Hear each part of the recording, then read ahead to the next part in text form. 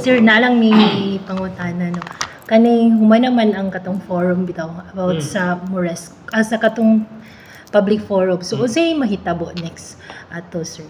Well, ang atong forum na to, this is a continuing, this is a continuing activity, no, sharing of best practices, sharing of information. And sa atong forum last Friday, adunay mga summary of agreements na nakuha and na hatagan o kuan kini na kuha. We ato ang adunay na kuan kini ang nakuha nga na ay mga summary of agreements out from that Power Consumers Forum dito sa ato ang dakbayan sa hingog ipahigayon. And kini mauna din siya itong mga ways forward dayon to in the due kuan lugar sa atong mga actions, atong mga plano programa para sa power security and efficiency din sa especially actually ang tumong na to kuan ito first district of Misamis Oriental.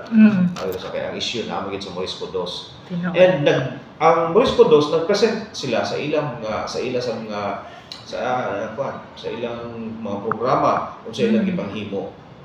Kuan kayo kanang maayo kayo to kanang natagaan og kuan ba kanang naliwanagan tanan ang sektor sa atong konsumidor, ang ato ang Morisco 2, aduna sa ang ato sa National Electrification Administration na ako ang ato administrator si Almeida ni hatag pud siya, i-assure siya sa katawhan sa lalawigan sa Misamis Oriental,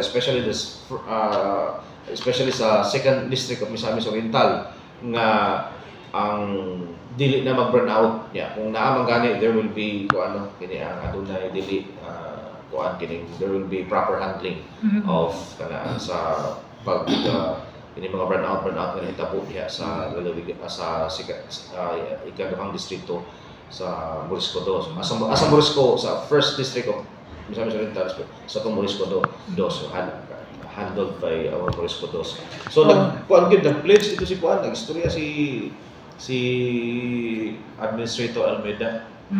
I-assure niya katawhan sa first district of Misamis Oriental nga dili na mahitabo itong na mga burnouts. Kanang mga unannounced na burnout except for na mga kuan. Pero it's confirmed nga it's a joint venture between Meralco and Moresco. Wala.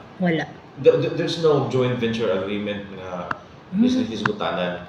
Gi-present lang to kay ang kuan magod ang Meralco, kuan sila ba kaniyang nasa live program for joint venture agreement sa mga cooperatives.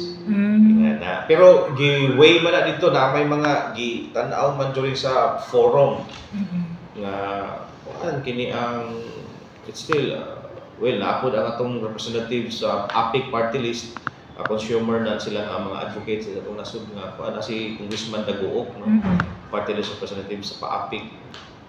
Nag-ingon po siya nga mas maayo gihapon nga sa kooperatiba ta. So daghan ang kuan sa kooperatiba ta will just nasa yung mga suggestions. So daghan to nga kuan ang ihatag ang summary of agreements para looking forward sa ato ang power situation din sa ato ang first district of Misamis Oriental sa Morisco 2 specifically.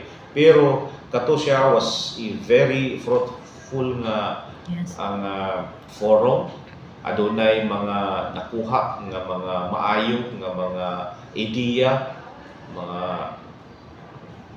agreements, mga hilisgutanan nga angayan aron we will look forward to having a power security in the province of Misamis Oriental. Kunya naapoy open forum. Na dito atong mga mga barangay officials, tanan nga mga issues na agyud giatubang, gi-head on pag-atubang sa atong Morisco 2 o gitubag o dito right there and then natagaan og solusyon. So ina lugar ang ato ang kuan ba ang participatory governance, ang consultative governance ni Governor Nabia.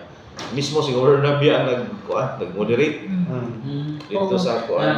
Sa ginakuan gi-air nila ang ilang mga frustrations pero natubag sa Morisco. Ilang gi-explain. Yes, and then natagaan og solusyon. And right there and then nasa misyuan, natagaan og kuan kini ang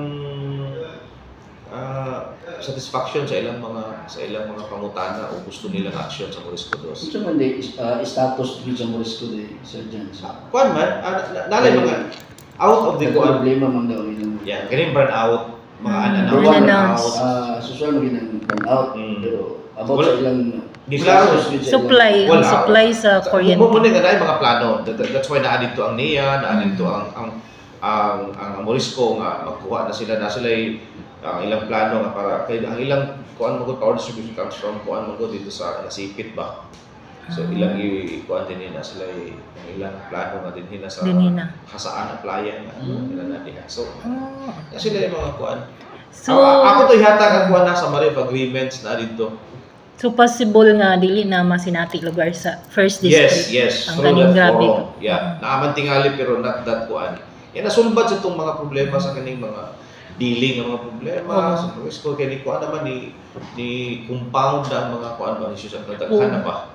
Kaya mga reklamo din na is kanang paspas daw kuno mamutol dili pahibalo kung muna dito isa sa kuan. Oo. Kaya sana. So and on the part sa Morisco ila sa nagikuan.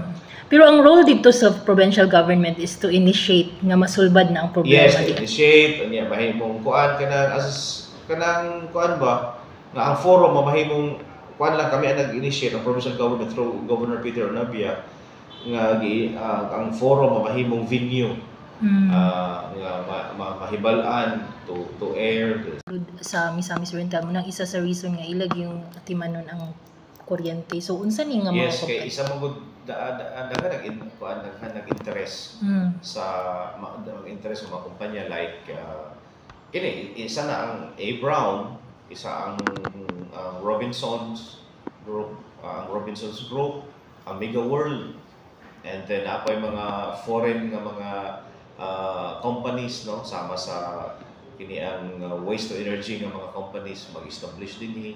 And then of course napatay mga